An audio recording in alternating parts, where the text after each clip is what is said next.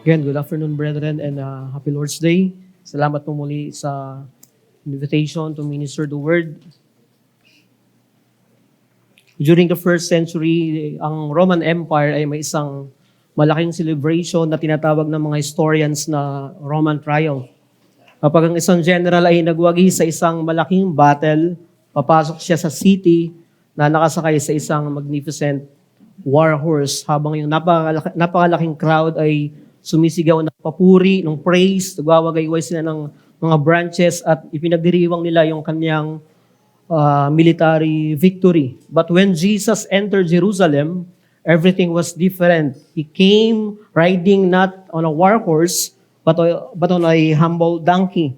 The crowd shouted the same kind of praise, yet they misunderstood the kind of king who stood before them. That is why John chapter 12 is not merely about Christ's entrance into Jerusalem.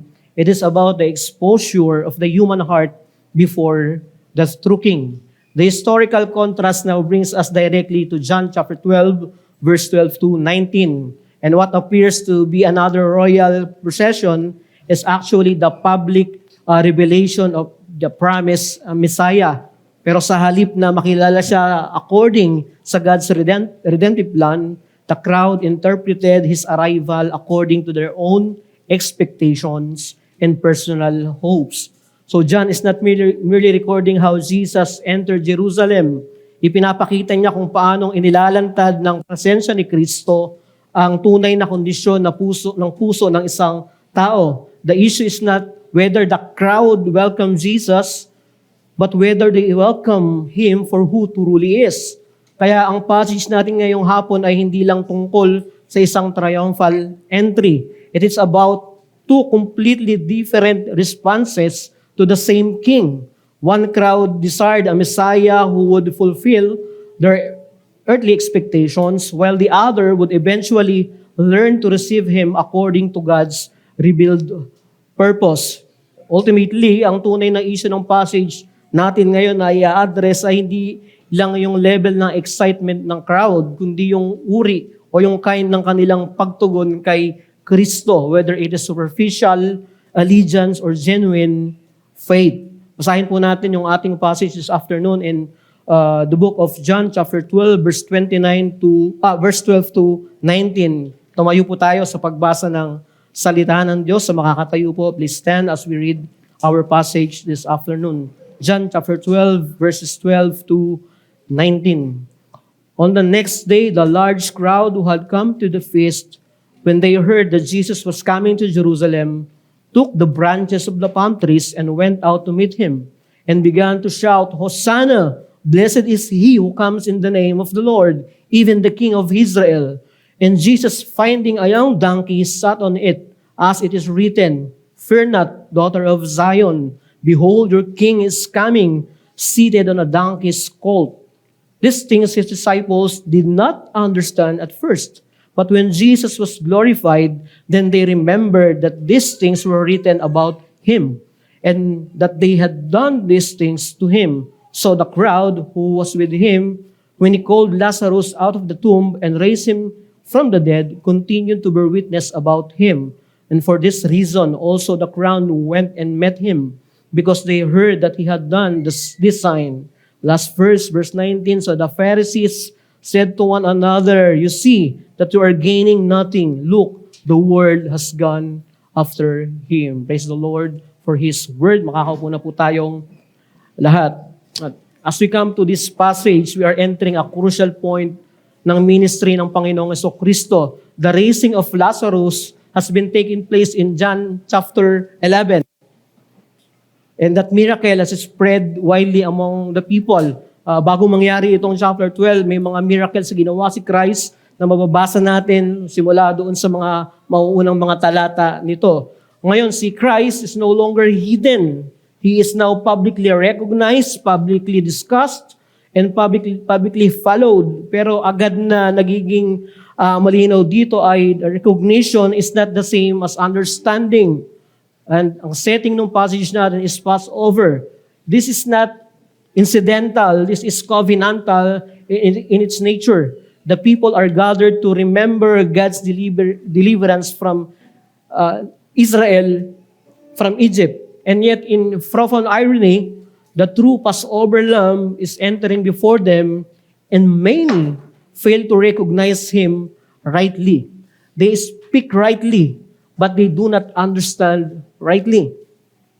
We are therefore now confronted with two doctrinal realities that create tension in this passage. First, Christ is indeed the promised king, as seen in their declaration in the fulfillment of Zechariah chapter 9, verse 9. Yung minimension nila kanina rito ay fulfillment ng Zechariah chapter 9, verse 9. Second, human response to this rebel king is divided. Hati-hati yung kanilang response dun sa nahayag na hari, not because Christ is unclear, but because the human heart is unclear. And this is where we must be very careful. Exposure to truth does not equal submission to truth. Proximity to Christ does not equal faith in Christ. Many were there, maraming nakakita, maraming taong nandoon. Many even spoke rightly, but not at all believe savingly. And it is precisely from this tension, it is from the clarity of Christ's revelation and the confusions of man's response to that revelation, we will draw our message this afternoon. Christ reveals the heart by confronting false devotion and cultivating true faith through His revealed kingship. Christ reveals the heart by confronting false devotion and cultivating true faith through His revealed kingship. Hinahayag ni Kristo ang puso ng mga tao sa pamamagitan ng paglalantad ng huwad na debosyon at paglilinang ng tunay na pananampalataya sa pamamagitan ng kanyang ipinahayag na pagkahari. And when we say that Christ reveals hearts, we are not merely saying that He observes what is already there. He brings it out. He exposes it. The presence of Christ has a revelatory effect. It uncovers what is hidden beneath religious language and outward participation. And at the same time, He produced genuine faith, but not through spectacle, hindi sa pamamagitan ng mga bagay na nakakakumbinse o anumang mga bagay na nakapagbigay ng o humupuko ng atensyon ng marami, na through coercion, hindi pinipilit, but through truth rightly understood and received. And therefore, the danger here is that one may participate in the phrase of Christ and yet remain unchanged in the heart. Pwedeng kasama ka sa mga napupuri katulad nitong mga nandito sa passage natin, yet remain unchanged. The question is not, are you part of the crowd? The question is, what kind of crowd are you part of?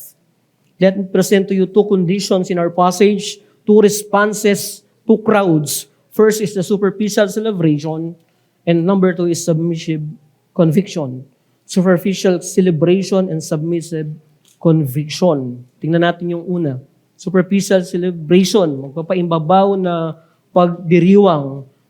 So the crowd takes palm branches and cries out. Dun sa verse 13, Hosanna, blessed is he who comes in the name of the Lord, even the King of Israel. Now, at one level, there is nothing wrong with what they are saying. Walang mali dun sa sinasabi nila. There's nothing wrong dun sa sinasabi nila. In fact, they are quoting scripture. They are drawing from Psalm 118, a recognized messianic psalm. So the issue here is not verbal accuracy. The issue is theological understanding. Tama naman yung sinasabi nila. Pero may problema sa kanilang theological understanding because when they call Him King, si Christ, they are thinking in political categories. They are expecting deliverance from the power of Rome. They are expecting a kind of Messiah that will align with their nationalistic hopes. Yun yung inaasahan nila na magliligtas sa kanila sa kapangyarihan ng Roma. And yet the Lord Jesus enters on a donkey. Dun sa verses 14 to 15, fulfilling Zechariah chapter 9, verse 9. Pumasok siya not as a conquering war king, but as a humble king. And John adds an important note in verse 16. Pansinin niyo yung passage. Even His disciples did not understand these things at first. Hindi muna kagad nila naintindihan kung ano yung nangyayari. And that tells us something very important.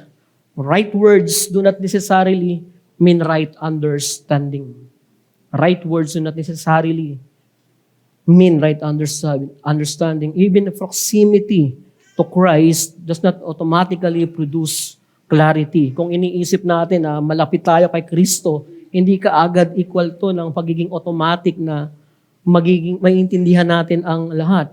The crowd that witnessed Lazarus continues to testify in verse 17. Nandun sila sa crowd, kasama sila. And because of that, more people come.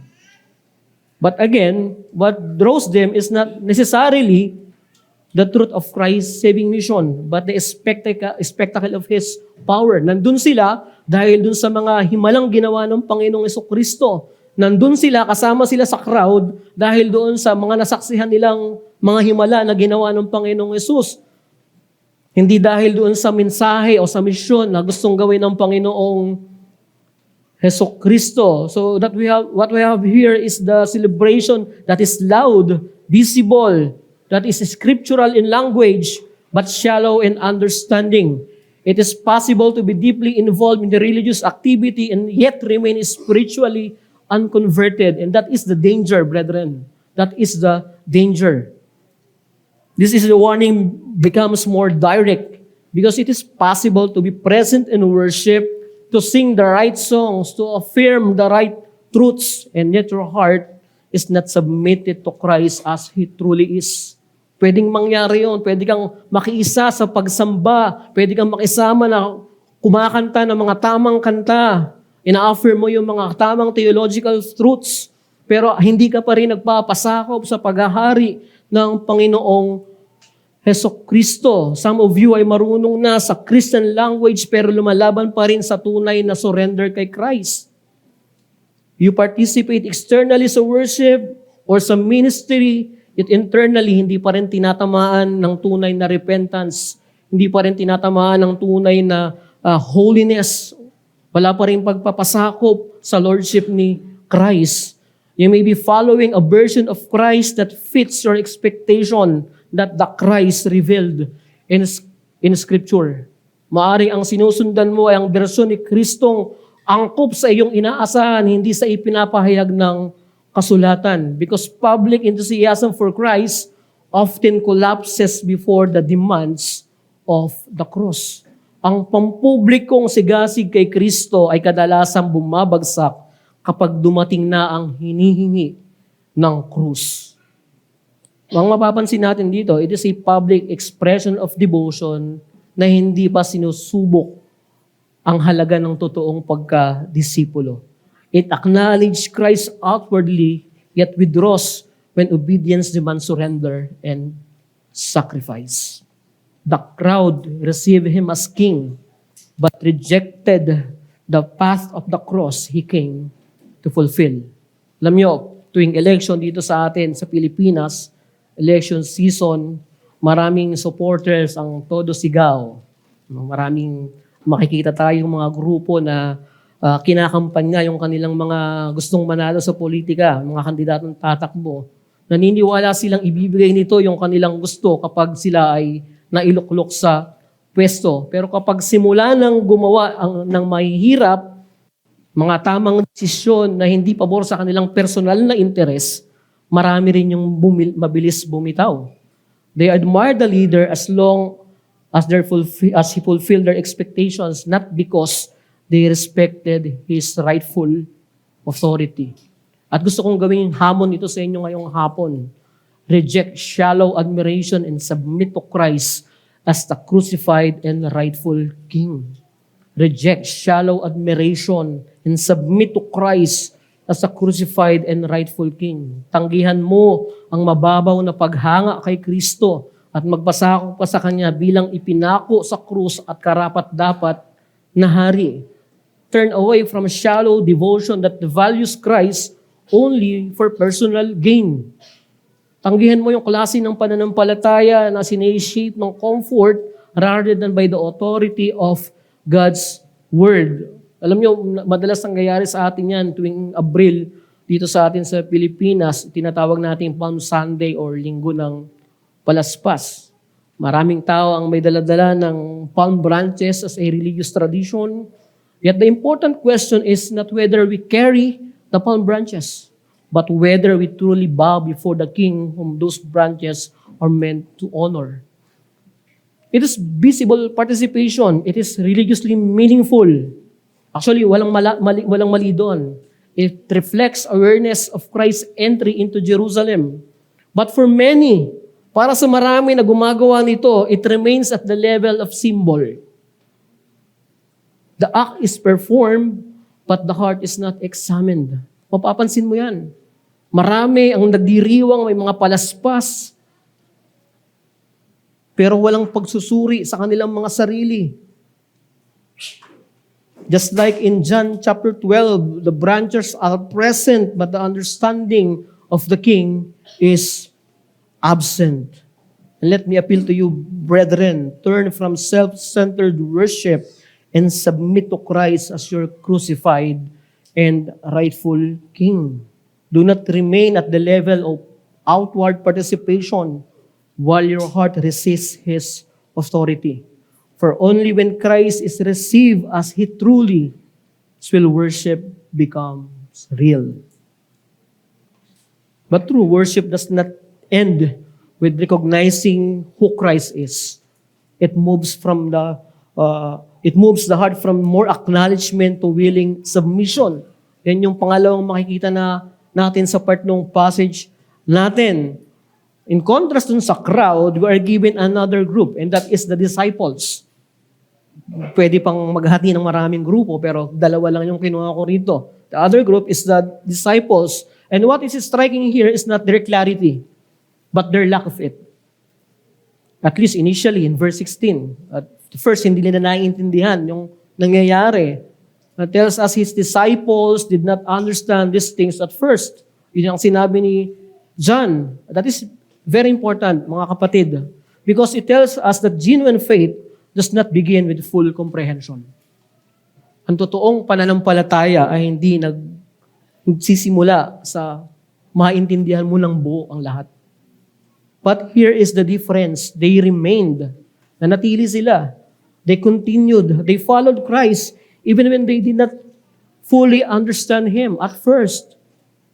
And later, after Christ was glorified, they remembered, sabi ni John, dun sa passage natin. They understood. Now compare with the Pharisees in verse 19, they see the same events. Nakita nila pare-pareho kung ano yung nangyayari. Yung pangyayari dun sa binasa nating passage. They hear the same testimonies ng mga taong nakaranas ng miracles si Christ. And yet their conclusion is rejection. Sabi doon, look, the world has gone after him. This is the declaration of frustration. Hindi ito declaration ng pananampalataya. This is declaration of frustration. And the distinction becomes clear. The crowd responds with excitement without understanding, but the disciples respond with commitment that grows into understanding. The Pharisees respond with hardened rejection despite clear evidence. Ang linaw ng ebidensya. Nasa harap na nila. Pero ang tugon nila ay rejection dun sa nahayag na hari. True faith often operates with incomplete understanding but continues in submission, while unbelief demands clarity, yet refuses to submit, even when the truth is evident. Ganyan madalas ang nangyayari. Ang pananampalataya ay madalas na kumikilos kahit na hindi pa naiintindihan ng may kabuuan. Pero dito makikita natin yung unbelief. Ang dinidiman niya, makita niya at maintindihan niya muna ang lahat. Pero kahit na naintindihan niya at nakita ang lahat, ang tugon niya ay unbelief. Rejection sa katotohanang pinapahayag ng salita ng Diyos. If your commitment to Christ depends on full understanding, then you are not submitting to Him. You are setting conditions for Him. Nagseset ka ng condition para sa Kanya. True discipleship does not wait for clarity before obedience. It trusts and follows. Kaya kung yung faith mo laging nakahold habang naghihintay ng complete answers, what you actually have is selective obedience, not real discipleship. Christ is not to be negotiated with. He is to be obeyed. Ang tunay na follower ni Christ does not demand full sight before surrender. He submits because Christ is Lord, not because everything is already explained. Yan ang problema ng maraming kahit Kristiyano na.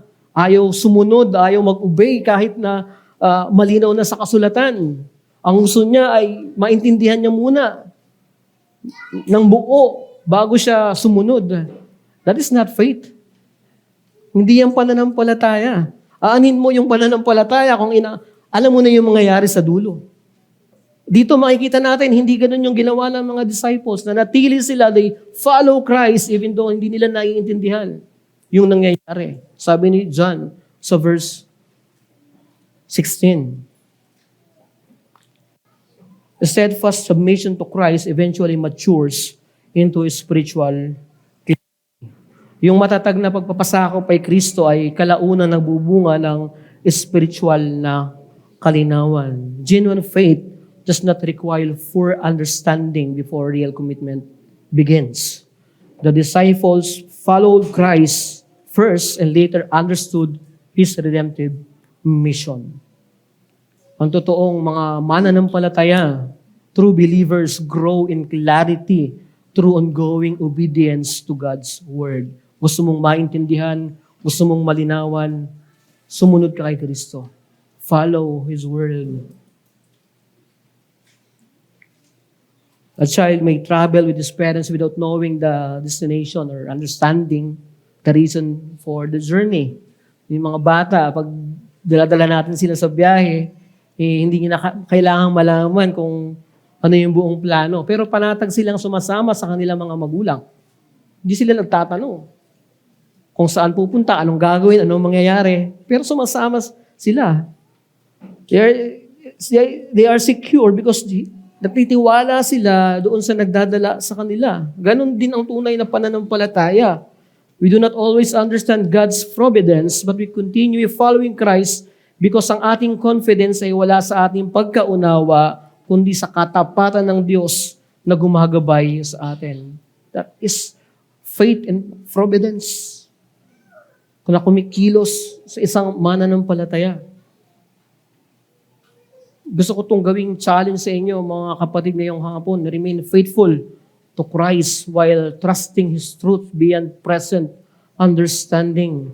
Manatili kang tapat kay Kristo habang nagtitiwala sa Kanyang katotohanan na lampas sa mga pangkasalukuyang pagkaunawa. Do not withdraw when confusion arises, when God's way seems unclear. Huwag kang umatras pag malabo, pag hindi mo maintindihan. Remain under Scripture and continue obeying God's Word even without full clarity. Maaring hindi natin maintindihan agad sa simula at first, pero habang tayo ay nagpapatuloy na nagpapasakop sa Kanyang salita, yun ang pangako ng salita ng Diyos. That is the promise ng salita ng Diyos. Maiintindihan natin. Darating yung panahon na mauunawaan natin yung nangyayari. Alam nyo, ganito yung nangyayari kay John Wesley noong May 24, 1738 sa London, England. Si Wesley ay umaattend ng mga small Bible studies, Bible meeting during a season of deep spiritual uncertainty. Pag nabasa niyo yung kanyang journal, inamin niyang marami pa siyang tanong doon nung time na yon at kulang yung kanyang assurance. Pero hindi niya inabandon na yung pananampalataya, even the means of grace. Patuloy siyang nakikinig sa pangangaral, patuloy siyang nakikibahagi sa mga fellowship, at nagpasakop siya sa ilalim ng salita ng Diyos. And that evening, while yung preface ng book ni Martin Luther na inabasa ni John Wesley, sinulat niya, I felt my heart strangely warm. So anong ibig sabihin ng sinasabi ni John Wesley rito?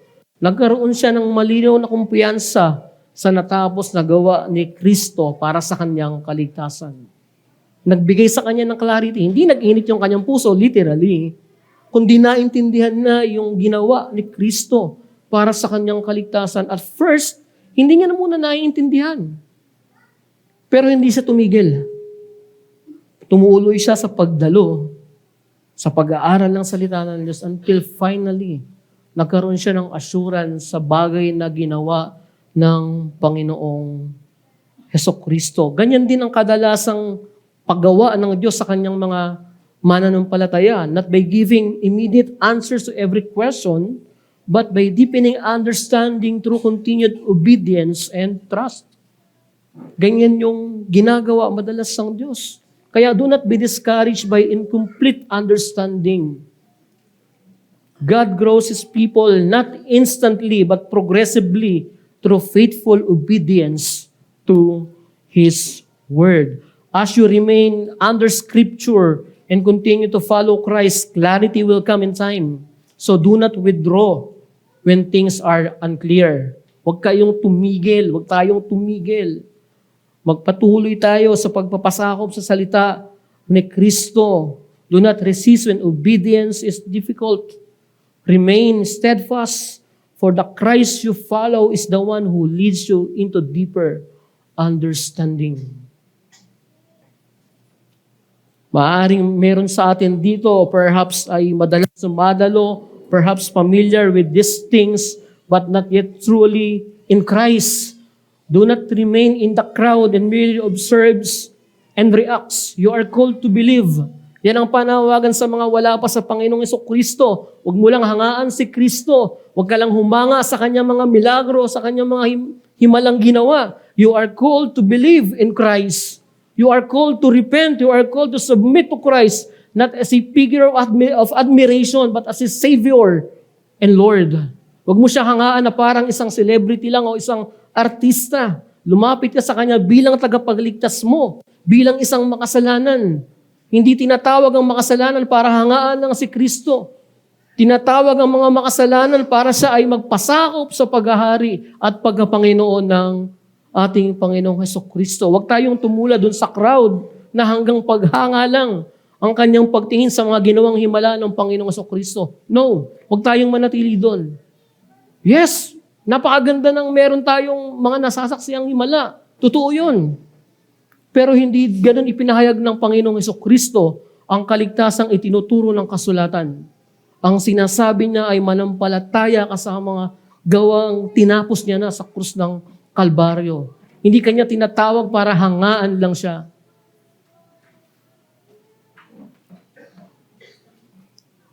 The same price is stood before all of them, yet two crowds emerge. Yung isa ay winelcome siya with loud praise, but eventually turn away. The other remained with him, and God's appointed time grew and understanding. The difference was not merely exposure to Christ, but transformation of His grace. Pag tayo ay lumapit sa Panginoon Kristo, may mga bagay na hindi kaagad natin fully naiintindihan. Pag tayo ay lumalakad sa pananampalataya, maraming questions, maraming tanong. Sometimes yung questions na yon ang nagiging reason for us na hindi magpatuloy. Sometimes yung mga unclear na mga situations ang nagiging reason para hindi tayo mag-submit sa kanyang lordship. Sometimes yung mga difficult questions na hindi kaagad nag-fit sa ating mga preference ang nagiging dahilan para i-abandon na natin yung pananampalataya. Yet the disciples remained and followed Christ. Nanatili sila na sumusunod sa Panginoong Hesukristo kahit na hindi nila naiintindihan kung ano yung situation, kung ano yung event na nangyayari. They remained and followed Christ. The difference was not the exposure to Christ. And that remains true today. Maaring dumadalo ka ng church, you know, the language of Christianity, and even more admire Christ, yet it still remained outside of saving faith.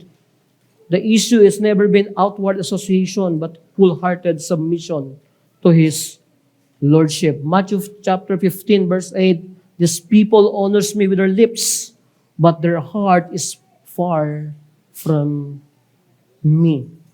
Si Charles Spurgeon, meron siyang sinabi na I-quote, "A little faith will bring your soul to heaven. A great faith will bring heaven to your soul."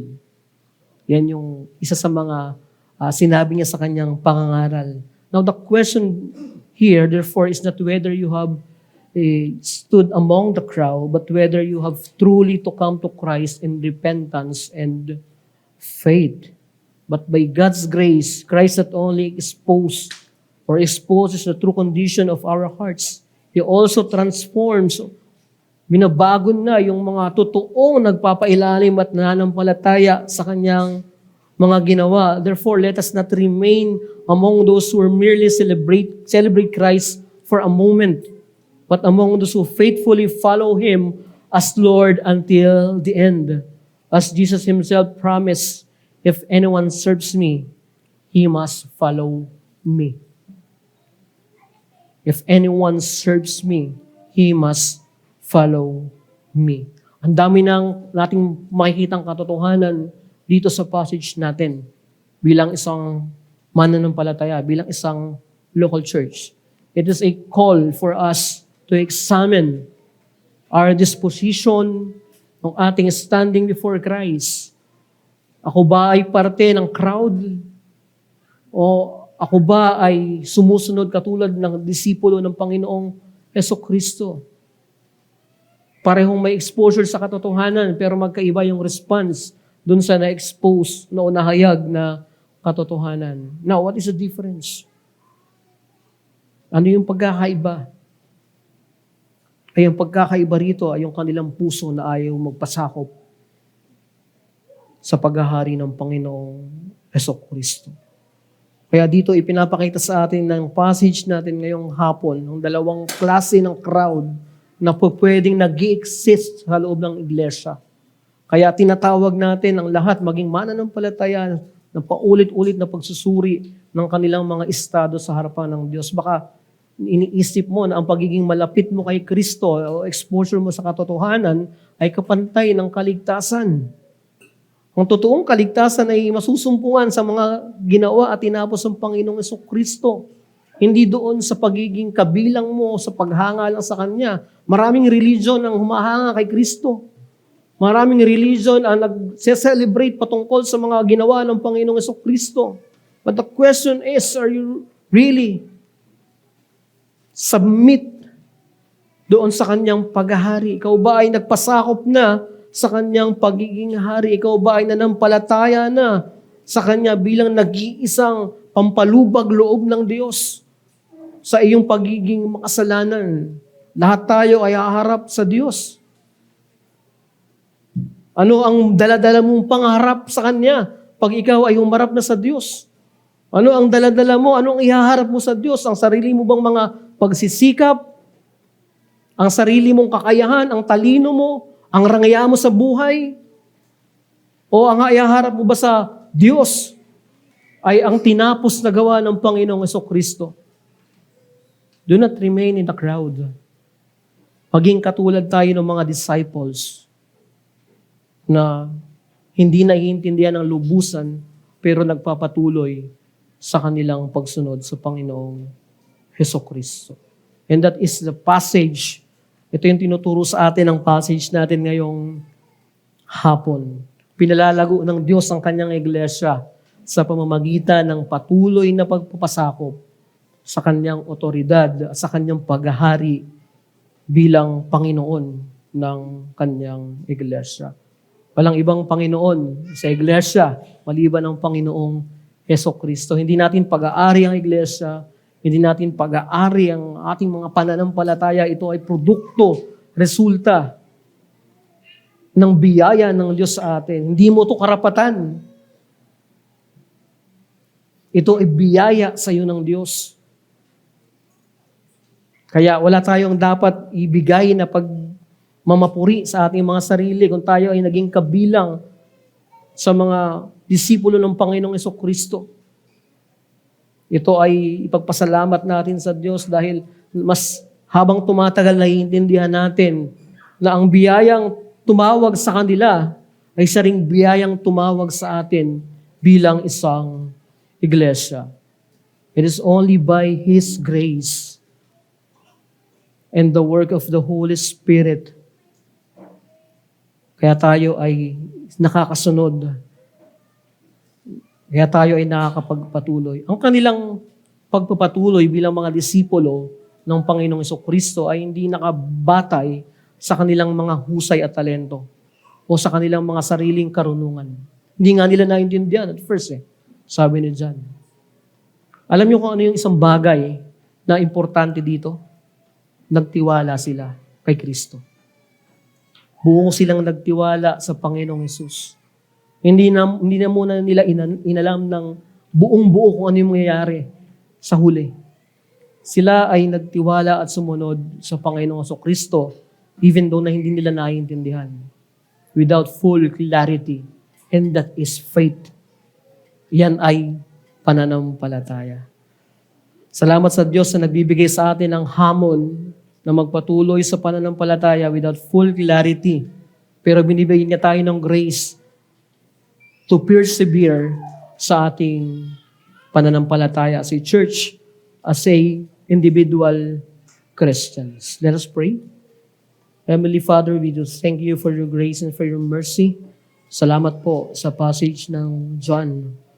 Marami kaming pwedeng matutunan bilang mga miyembro ng iglesia for this wonderful truths na karanasan ng mga disipulo at ng mga crowds. Dalangin ko po, Diyos, na hindi kami maging tagahanga lang ng Panginoong Jesucristo. We pray na patuloy kaming magpasakop sa Kanya bilang Panginoon at Hari sa aming mga buhay. Huwag lang kaming tumulad sa mga crowd na nagbibigay ng papuri kung hindi namin naiintindihan kung bakit kami nagpupuri. We pray, God, may you open our understanding as we persevere in this life and in this faith. We pray that may you continuously illumine our understanding sa pamamagitan ng ministry ng Holy Spirit habang kami ay patuloy na nag-undergo at nagsasubmit sa iyong paghahari. May you bless your church, bless your people, God, according to your riches and your glory in Christ. Amen.